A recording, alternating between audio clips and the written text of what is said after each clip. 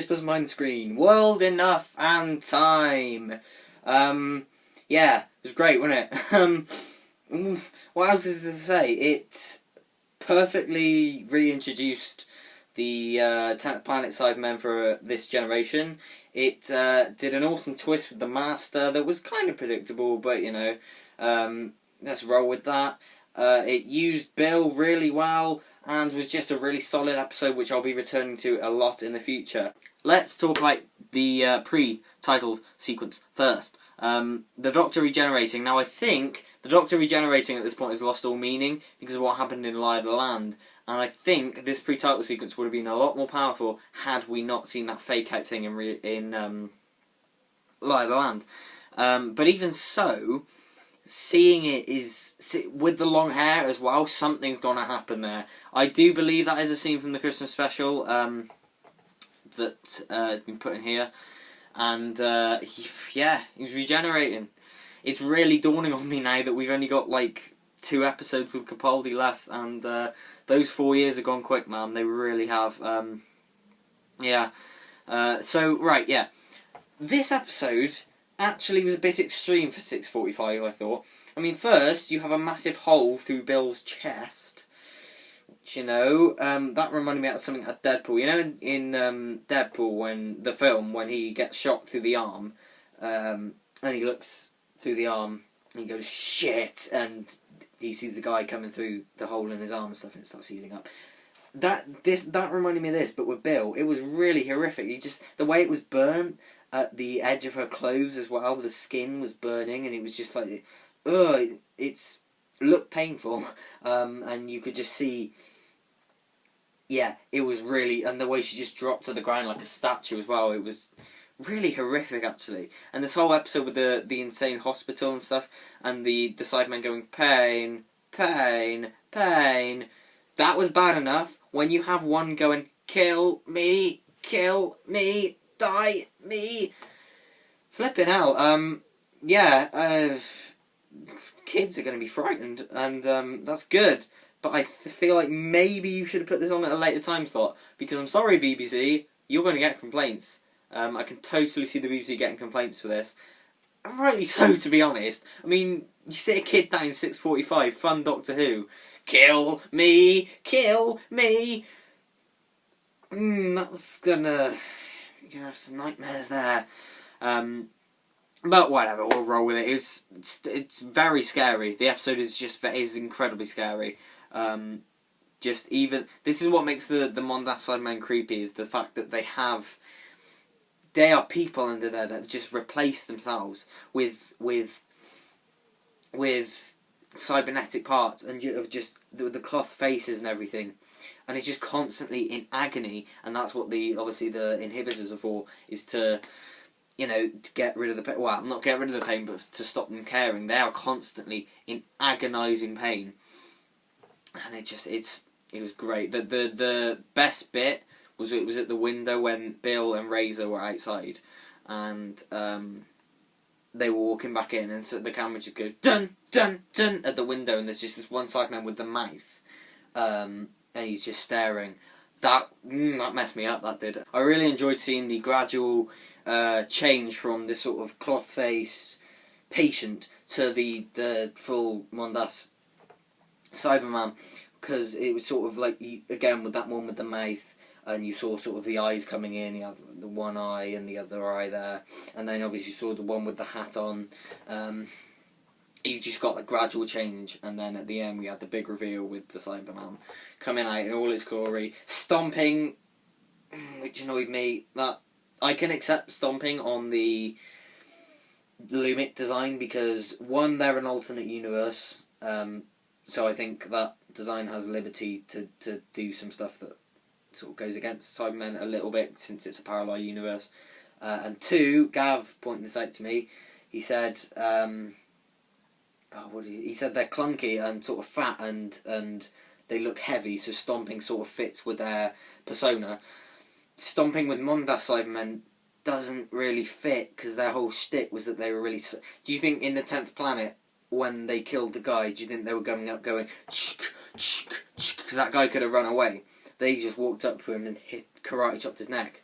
You know, the stomping on the Mondas Cybermen and the Talos Cybermen just annoy me. But yeah, we'll get rid of that, shall we? I hated the Doctor Who stuff, because it's just sort of like, it's that typical sort of fan-baity, self-referential Moffat stuff where it's just like, oh, look at me, look at what I'm doing. That was really, never doing that again. But it was just sort of that thing that just messes with fans. People don't take it seriously as well. Like, I don't take that seriously for one moment, but people are... He's still credited as the Doctor in the credits, but it's just that thing to mess with fans, and it's like, why? Don't, please. Please. Yeah. Don't, because it's just not... It's not great. Missy was kind of alright, though. Missy was... I liked her line about, the fourth wall's crumbling. Oh, yeah. What's that nostalgia... the Jump the Shark episode with the nostalgia credit. Fourth wall's crumbling on my screen. I was thinking that during this. Because, yeah, that fourth wall's taking a beating. Nardole and Bill... comic relief and exposition. That was a good line. That was a great line, to be fair. And the whole concept about the time at the one end of the ship being being slower than at the other end of the ship was a really cool scientific concept, I thought. And it played out quite well. At first I thought the scenes with Razor were just boring and padding, but you know, now he's revealed to be the Master, they're quite integral to the story, making a friendship with Bill, making her betrayal feel even more gut-wrenching, shall we say. Yeah, Razor being the Master, I kind of in the trailer we heard his voice and I was like, that's John Simm's voice. What's going on here? So when he first appeared I thought, that's John Simm, innit? And then when he started laughing, I thought, yeah, that's John Simm. But I really like the line about the former Prime Minister, because John Simm's my childhood master. I can't deny that. And hearing that and hearing the da da da dun da da da dun da da da dun, I was just like, I got giddy with excitement. He's great, wasn't it? He's great. Even in his 5 seconds in this, he's great when he comes in. He's like, I call it the genesis of the Cybermen. John Simm, no matter what you think of him as the Master, whether you hate his Master, you can't deny he goes for it in his performance. His performance is great in everything, in both portrayals of the Master he's done. Every portrayal of the Master he's done has been great just because of his performance alone. Two Masters on screen, Mondasian Cybermen, just this is great, isn't it? This is the kind of stuff that makes me giddy with excitement. Yeah, it's great. But Nardo didn't really have much to do. He was just sort of there, I think. Let's talk about those flashbacks, though. Those flashbacks were really nice. So it sort of started off... Because I've been wanting for ages to go back to the university. Isn't that what made Series 10 sort of so unique and special and nice? Was that they had this base where they sort of came back to every week, and it was a really nice team. And they're just hanging around at the university, and the Doctor's telling them, hey, we should do this. And then it sort of goes to him telling Bill about the Master. And it just sums up their relationship. It's like, I didn't like the man crush line, because that was just shite. But the music, the variation on This Is Gallifrey again, the da-da-da-da-da, that was playing, and the Doctor saying, I wanted to see the stars with him, but he just wanted to burn them. And you just get the sense that the Doctor just wants the Master to be his friend. And I feel like next episode I want to see a more vulnerable Doctor and Master relationship, and just sort of expand on that sort of Sherlock Moriarty relationship that they have. So yeah, I want to see that. But yeah, what can I say? They use body horror so well. It's so creepy what happens to Bill with the thing in her chest. Probably should have shown a bit later. Very scary episode. Scariest episode of Series 10, easily scariest episode. Great creepy direction as well. When Bill got shot, the direction and music. Rachel Talalay, please, you're great. Please stay on for more. You are absolutely amazing. Just goes to the Doctor's eyes and he's just looking at slow motion stuff intercut with the flashbacks. Although that did work against it at one point where it was like, just promise you won't get me killed. Then it just cut to with the hole in her chest going.